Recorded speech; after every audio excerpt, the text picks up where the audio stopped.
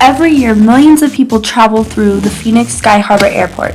Each person often boards their plane assuming they are safe, assuming that the airport they just boarded from did everything in their power to assure their safety. They could not be more wrong.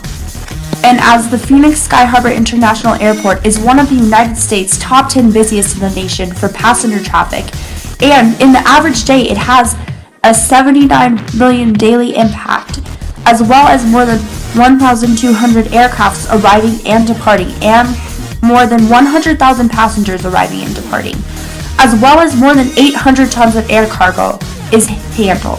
So with so much importance riding on this one airport, you would think security would be its number one priority, which, as they state in their website, the safety and security of passengers and employees at Sky Harbor is our top priority. However, is it really? Are these various signs and slogans merely presented to hypnotize our senses into a feeling of safety? Perhaps this might just be the case. And in fact, according to various travelers, there are faults inside this airport that could eventually lead to a potential threat. And with this, it becomes quite obvious that the Sky Harbor Airport security is lacking in three different aspects: children, employee fealty, as well as consistency. Which leads me to the point of why would we let our lives, our families' lives, or anyone's lives for that matter, be handled with such carelessness? Flagstaff Airport security guard attempted to refute these claims, refusing to be videoed. She did state when I asked her about Sky Harbor Airport security that their security system was brilliant, and when asked about what her number one priority was, she responded that it was the safety of the passengers. I do believe her when she says that the safety is her number one priority, but what about all those other security guards?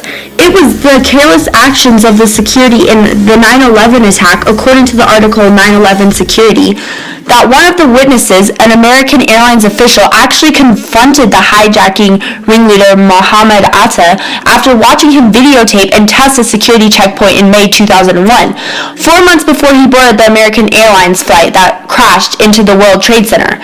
The witness alerted security, but security as a whole never questioned it.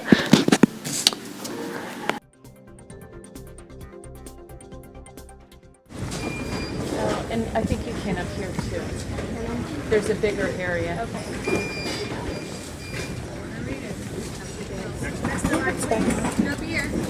Here in this instance, there is another fault.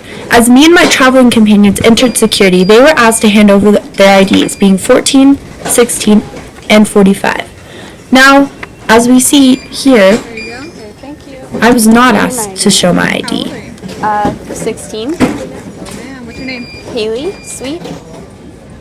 There you go. Thank you. Thank you. What proof did they have that I was not 18 or older?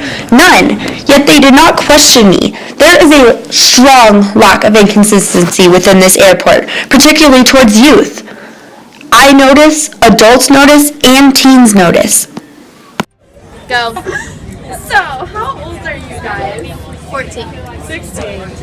Have you guys been flying a considerable amount? Kind of. Somewhat. Okay. So, when you fly, are you asked to take your shoes off on a consistent basis? Yes. Not me. Every time I fly, I get this little E circled on my boarding pass, and that means I don't have to take my shoes off. And she does not have any.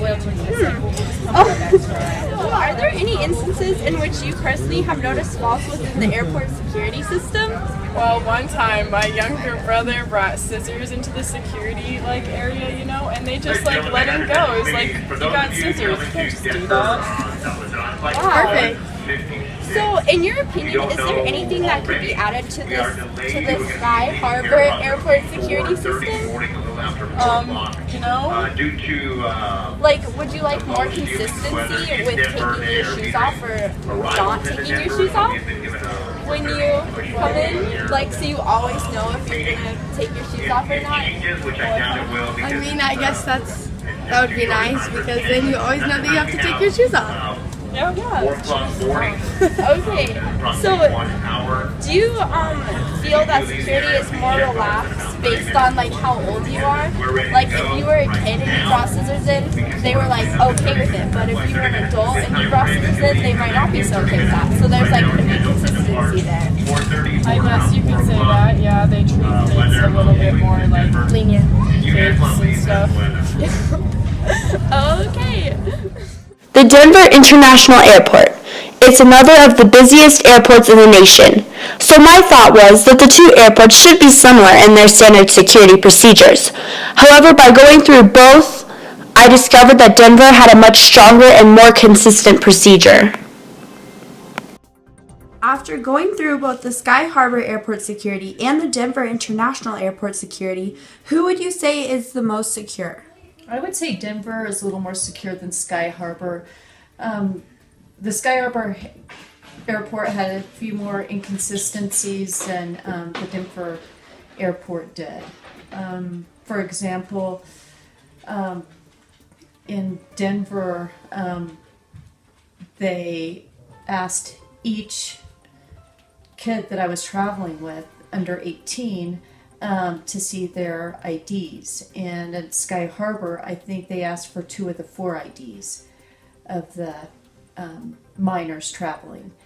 And then also they, over at Sky Harbor, it was just a little more inconsistent with who they selected to go through the what do you call that, the full screening booth, and who they selected to take their shoes off. So I would have to say Denver was just a little more consistent with their security. Since Sky Harbor only checks for terrorism, any person with the disease can fly, spreading the disease. How does that make you feel? Do you think that airports should be required to test for diseases like Ebola? Well, possibly in the future. If they can make it, very quick, if you could just walk through something and they could test to see if you have some kind of airborne disease of any type, that would be great, especially if you're traveling internationally. So that is a possibility for the future. Was there ever a time where you saw someone mentally unstable fly? There was one time, probably 4 or 5 years ago, that we showed a few signs of being a little weird. And they boarded the plane, and they were just obviously very mentally unstable, and this person started freaking out on the plane, and so much so that they had to turn it around and land and escort this person off the plane. So Thank you. So do you think that Sky Harbor should prevent these people from boarding? well, if they're showing signs of mental instability before they get on, I mean, if there's any way to judge that, then that would be great. It would save us time when we're on the flight, to not turn around and go back after we've taken off. So sure, if there's any way they can predict that. Okay. Thank you for your time. Here we see a good point brought up because most people, when they think of airport security, mainly think about the prevention of terrorist attacks. But what about the spreading of disease, the prevention of a mentally unstable person from boarding the plane? These cases are potentially as dangerous as terrorist attacks, and Sky Harbor has no disease tests while going through security or checks on your mental stability. And as an airport security article states, airports should be screening for Ebola the same way they screen for terrorists, and I 100% agree with that statement. It is important to make sure all diseases, including Ebola, do not spread. So in conclusion, if the Sky Harbor Airport cannot even become consistent when it comes to their security, as well as stronger security against children and trustworthy staff members, how can you put our lives, your lives, in their hands?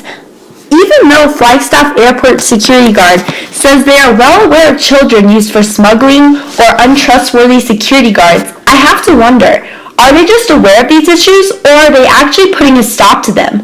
Because when it comes to my life or my family's life, I need to know that when all is said and done and I finally board that plane, security did everything possible to make sure I reached my destination safely. So if in the back of my mind I know that they didn't, I have to question, what has our world come to?